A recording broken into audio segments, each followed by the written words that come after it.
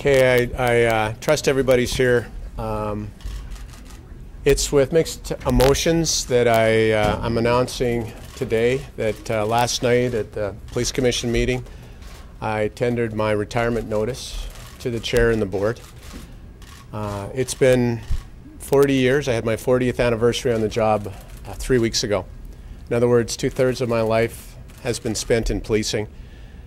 And I have had the honor and the privilege of not only serving with an amazing police service, with amazing people who do an amazing job, but over and above that, I've had the gift of being able to police in a city that has probably the nicest combination of citizenry and help agencies and corporate consciousness and an amazing group of people who together have created an attitude in Calgary that it's all about making it a great place to live. And it's been an honor serving the people of Calgary, and I mean that in all sincerity. It's been an honor serving the people of Calgary, representing this police service. And if there's one thing I regret, which it'll be, I'm sure the question's going to be asked, and it's the fact that as a police chief, you're a little bit of a fraud. Fact is that officers are out there every day doing amazing work, and when they do great work, it's the chief that hears about all the good things. And I hope everyone understands that the level of commitment in this city, in this police service, towards serving the citizens of this community is second to none anywhere. And we're doing such amazing things with our partners, with the school boards, with social services, with Alberta Health Services, with the drop-in center, with, I could go on, naming a multitude of agencies that now collaboratively allow us to work with them to make Calgary such a great place. And I would be remiss if I didn't acknowledge all of you. And I talked to Kevin Brookwell about singling out so many of you who have kept me honest over the years.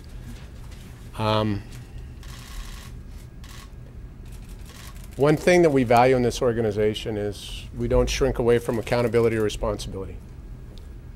That's what the Police Commission does. That's what City Council does. They hold us accountable to a high standard, and you know what? We endeavor to live up to that standard.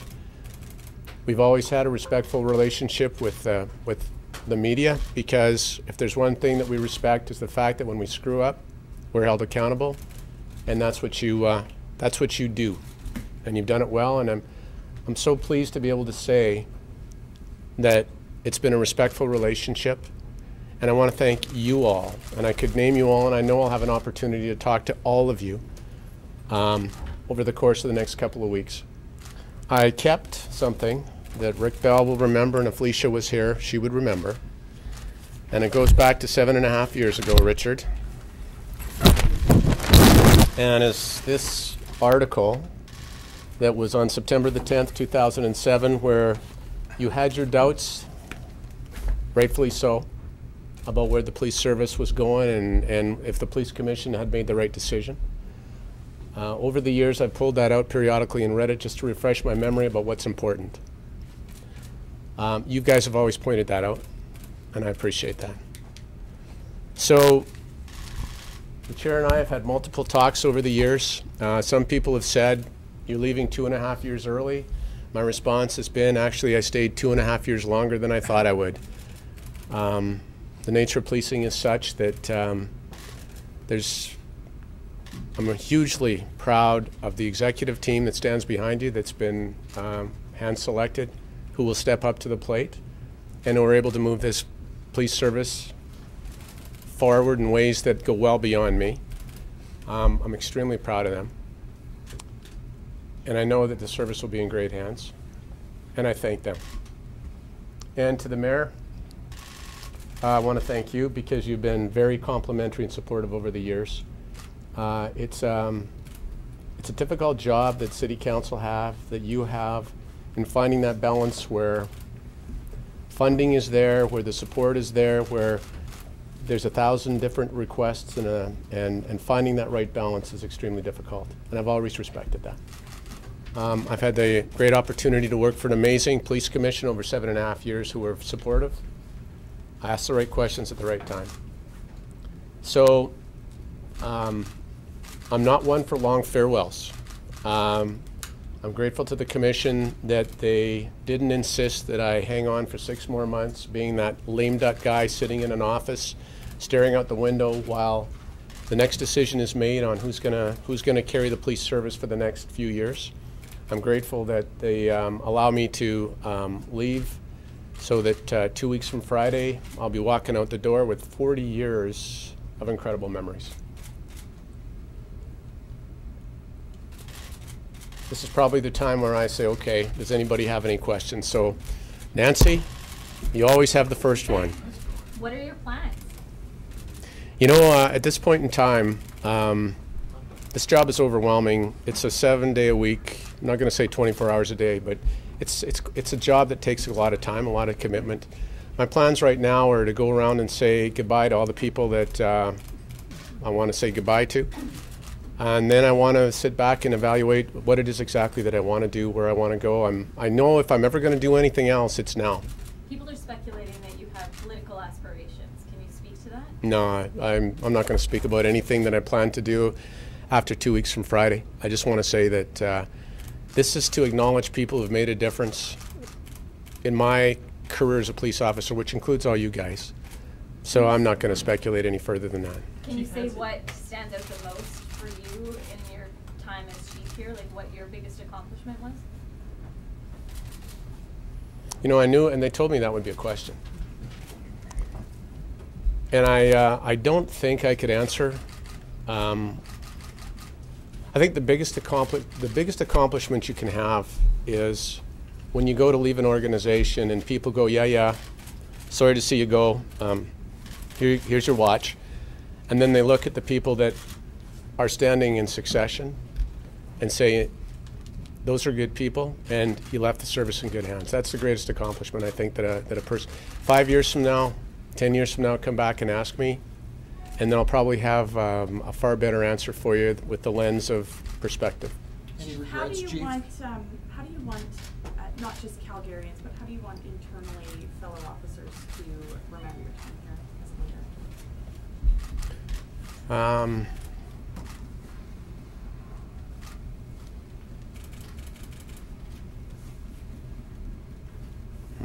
That's a good question. I would hope that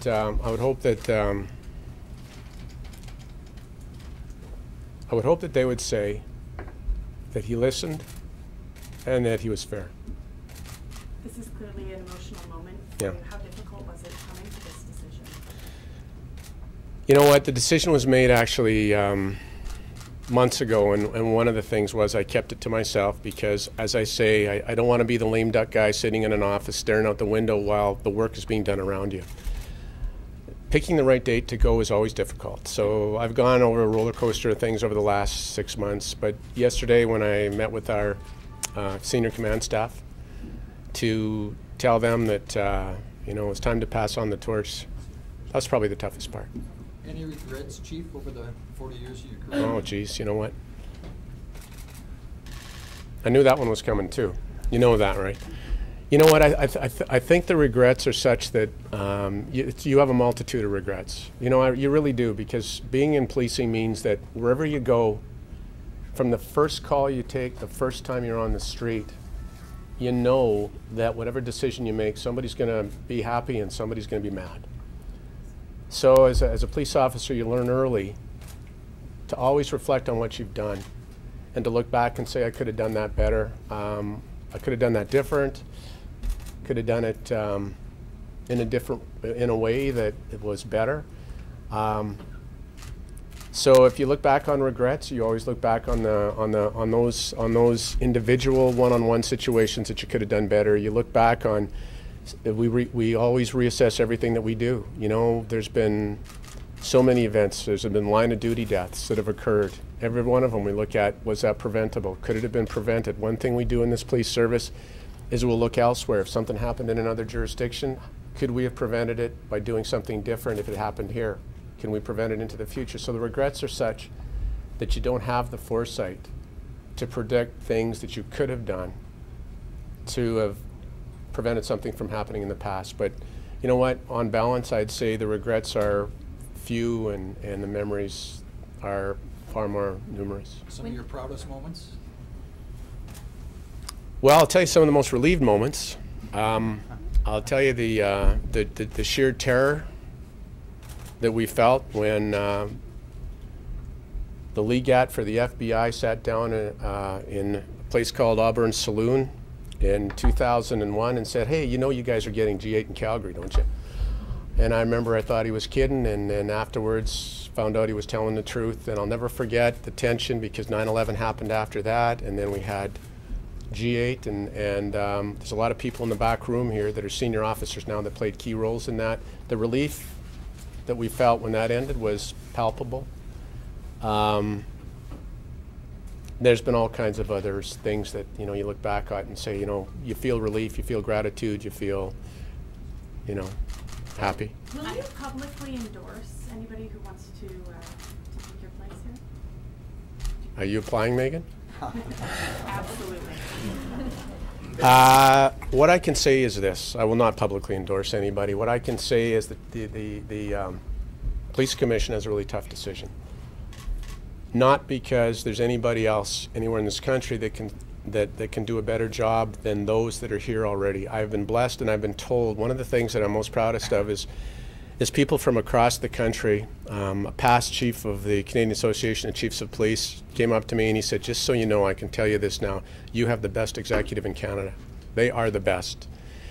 It's been amazing to see how they picked up the ball and ran with a new approach to policing, and trust me, it is new, and it's proving its worth.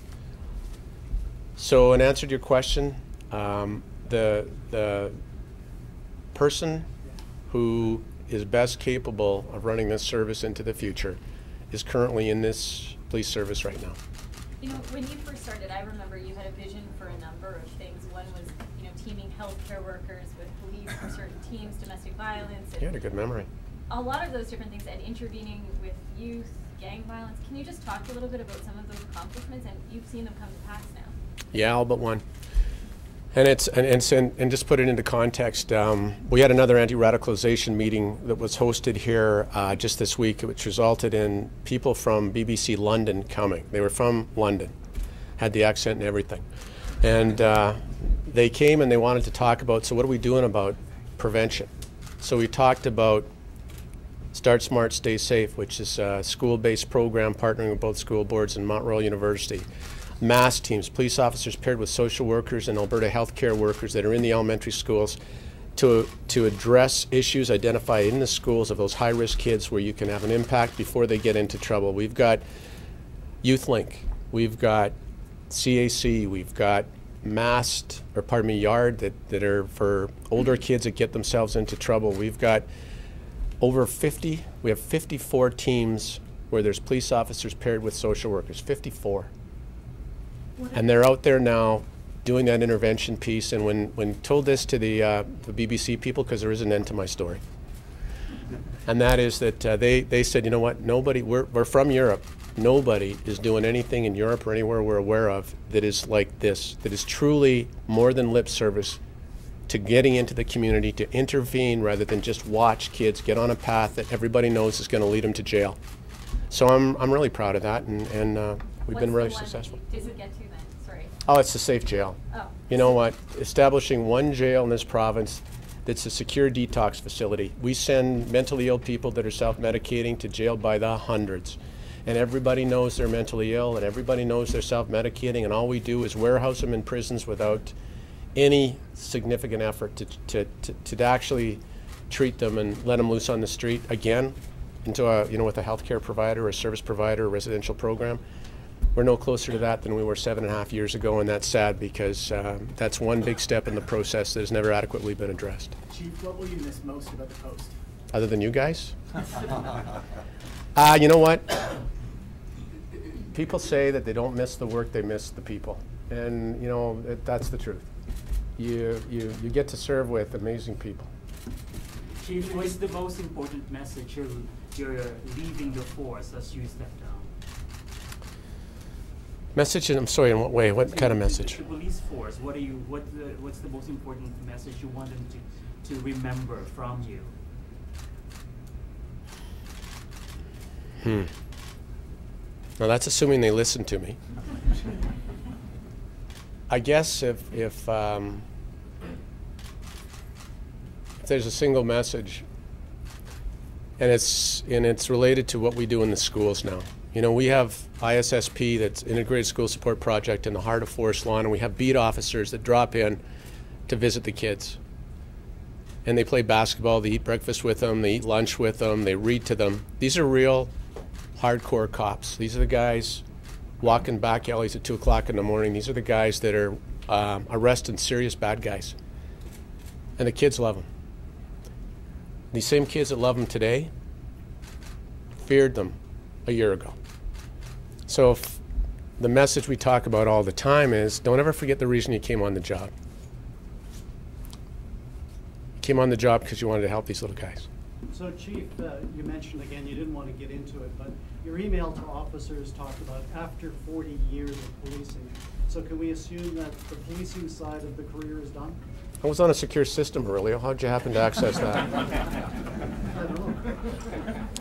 Superintendent Cook said, yeah. Yeah. Fair ball. Yeah. Sorry. Okay, so after 40 years, so you what? After 40 years of policing, so is that side of the career done? Is the policing? Yeah, oh, you know what? I'd say that's a fair assessment. You know, 40 years is a long time in policing. 40, everybody's got a shelf life. I mean, believe me, and you can talk to anybody in this organization, anybody in the union, anybody will tell you that I've always been very cautious about shelf life. There's nothing more pathetic than the person that overstays their welcome. There's nothing more pathetic than the guy that clings on to their position because of whatever reason it is. You've got to leave and recognize when the right people are there to carry on. So all I know is that at 60 years old, coming up 61, now is my, now if I'm going to do anything else, it's going to be now. And I've thought about everything from soup to nuts. And I'm going to just now take the time to decide what it is that I want to do, where I can have impact or where I can still contribute in some way. I don't know what that looks like, Aurelio, but I'll figure it out. I only got a few good years left. Unlike you, who will probably live to be 130. It's okay. Yeah, Chief, I don't want to interrupt. Our two other speakers. Gotcha. Them first. Yep, absolutely. Chief will be back for more questions. Police Commission Chair Rod Fong would like to say a few words, as would the Mayor. Well, good afternoon, everyone. As Mr. Brickwell said, my name is Rod Fong, and I have the pleasure of serving as chair of the Police Commission.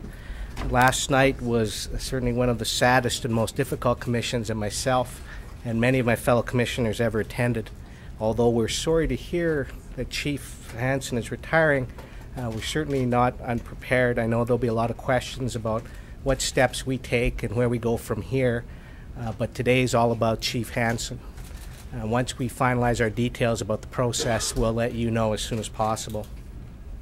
But the Commission, like all Calgarians, wish the Chief all the best in his retirement.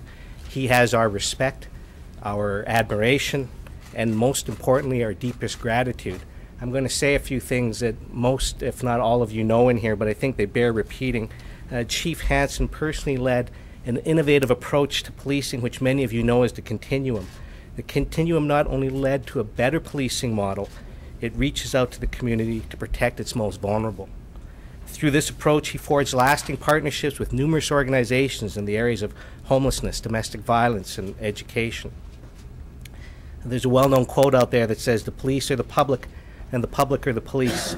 The Continuum fulfills this adage in both practice and spirit, and that has led to a safer Calgary. And I say that not because I believe it, but because the people of Calgary believe it. In our most recent survey, 97% of the citizens in the city of Calgary agreed that this is a safe city to live in, and I think that is due in no small part to the efforts of Chief Hanson.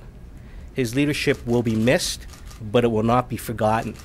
As a leader, he stood front and center when things were tough or when we needed him most. But more often than not, you would find him standing behind his members, encouraging them, helping them to become better so that they would carry on his vision for a better model of policing and for a better city of Calgary. So on behalf of the Commission, Chief, thank you very much for your 40 years of services in the policing community, your 7.5 years as Chief, and more importantly, for your lifetime of dedication and commitment to the citizens of Calgary. Thank you.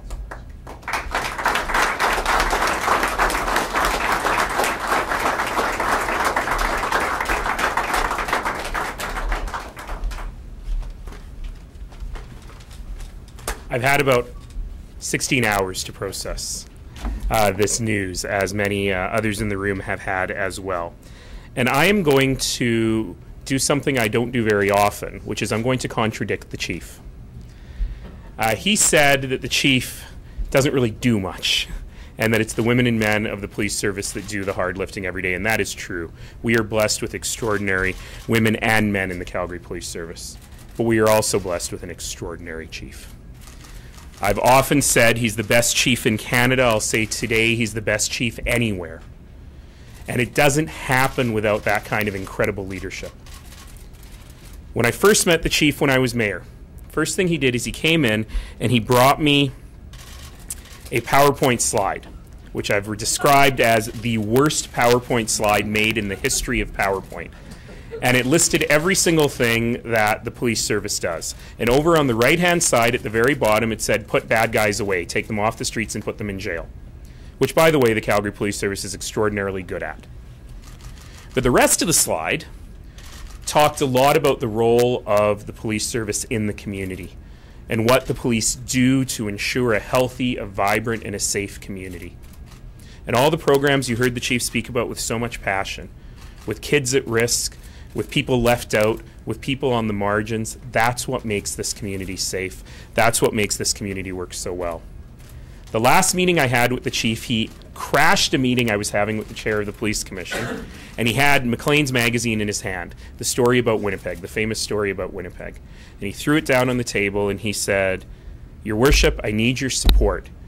I don't want this to happen in our community. We have to do a better job with Aboriginal kids in our community. What should we be doing? That's the kind of chief we've got. A chief who gets it, a chief who understands who we are as a community and what we are trying to accomplish together. So, Chief, today, I'm not going to go on and on and on.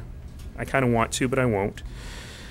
I'm just going to say that on behalf of 1.2 million people, on behalf of the citizens of Calgary, we look to you with enormous gratitude for everything that you've done for the service and for our community.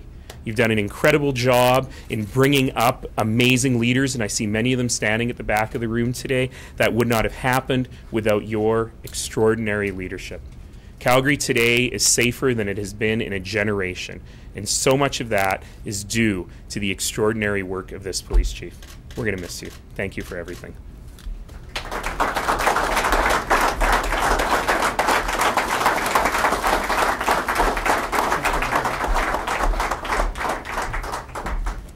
Chief, I know you don't want to get into the politics question, but can you at least tell us if you have an idea for a specific role after your time here? No.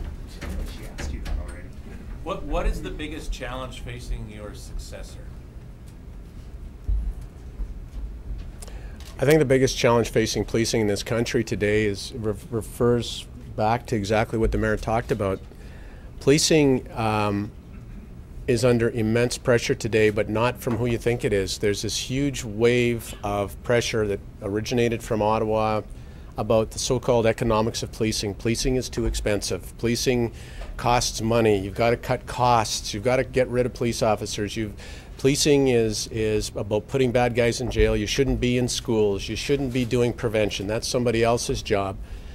And yet, you compare the cost of a police officer with the cost of a bylaw officer or a teacher. It doesn't matter. The costs are comparable. It's about investment in the community. When you invest in police officers and you invest on the left-hand side of the continuum in prevention and early intervention, I guarantee you Calgary will be a safer place. So the risk is that people buy into cut budgets, get police putting bad guys in jail. They shouldn't be focusing on early intervention. They shouldn't be focusing on making kids safer.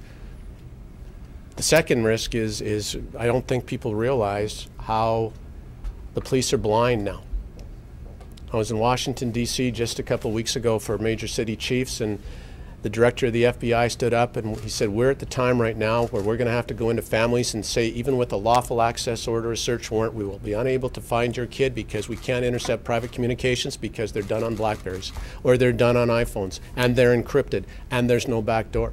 And if we don't update our lawful access legislation, we are further handcuffing the police and their ability to protect the community. And whenever the debate starts to come to the surface, somebody will say, oh, they just want to read your salacious text messages. Well, people are really, really at risk because we don't have that legislation that allows us to protect them.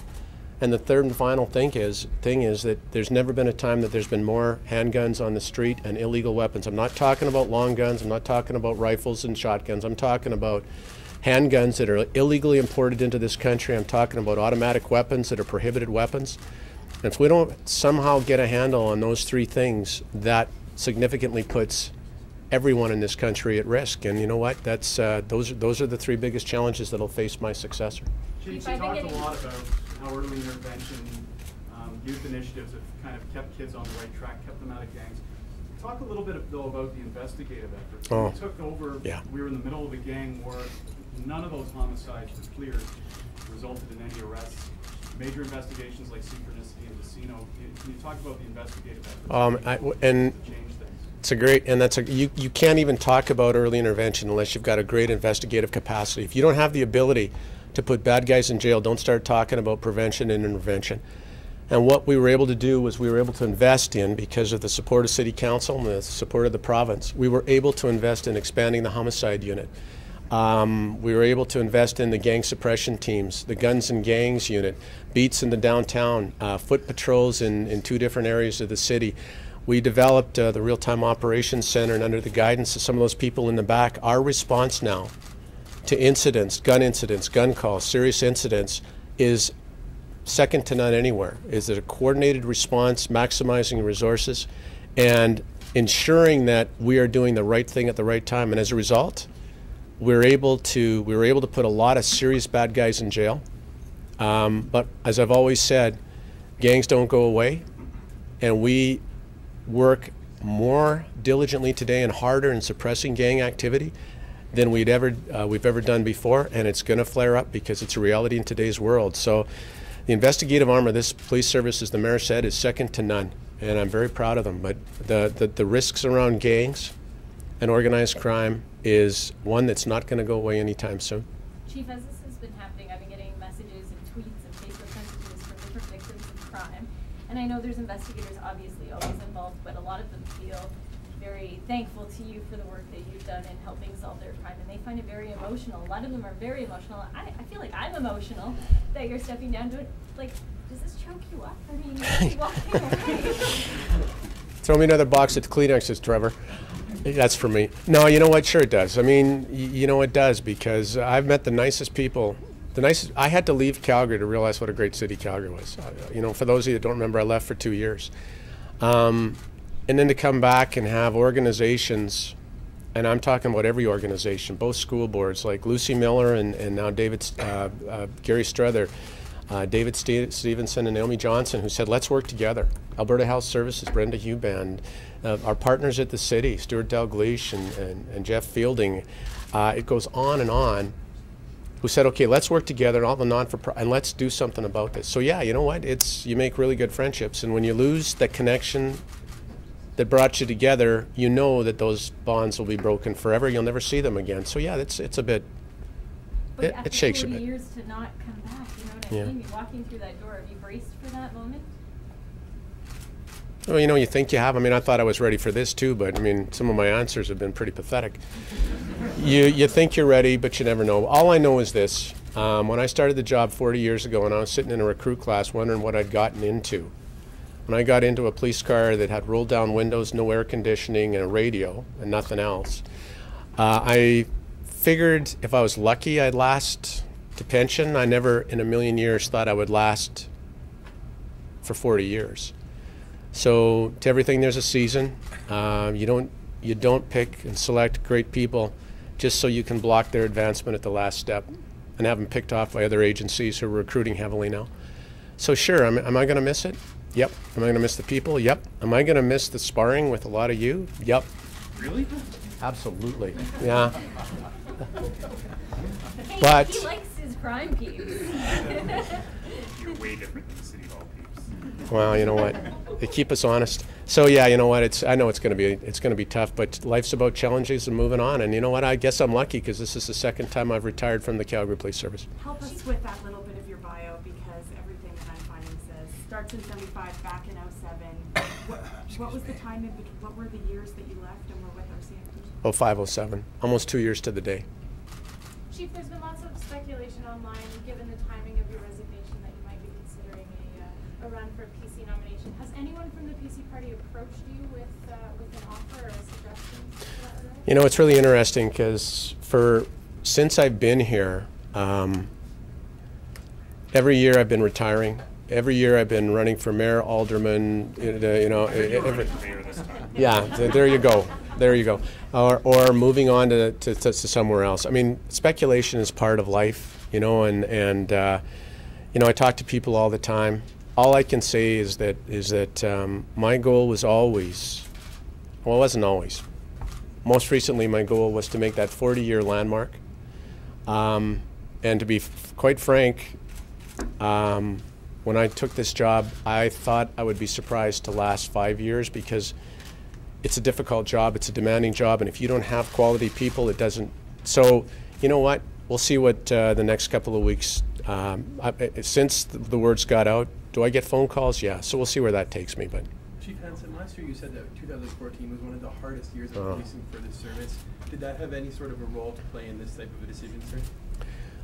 you know what? I think that the reality is your whole career prepares you for years for like 2014. There were challenges that we faced in that year that challenged the entire police service. And it was 39 years of experience, or 38 years, that allowed me to prepare for the challenges that came in that 1 year.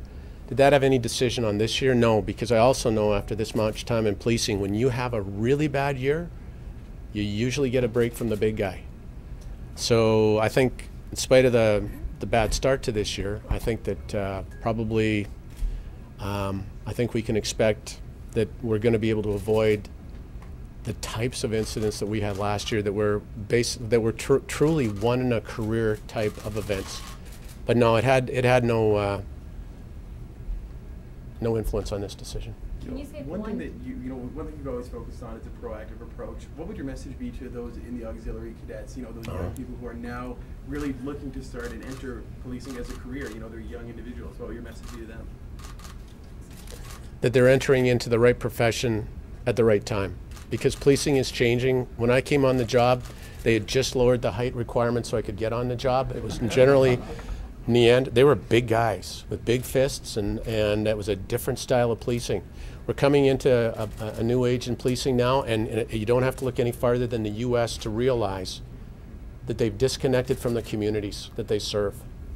And if you can have the lowest crime rates in the world, but if the community doesn't trust you, or they feel repressed or oppressed, then you're not doing your job.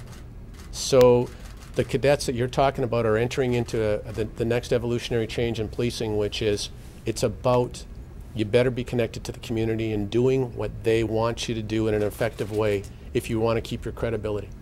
Can you say, I know you've dealt with hundreds of cases, probably thousands of cases, but is there one that really has hit you hard and stands out and stuck with you the whole time that you? No, you know what, Nancy, the hardest one, all of us have done notifications of next of kin.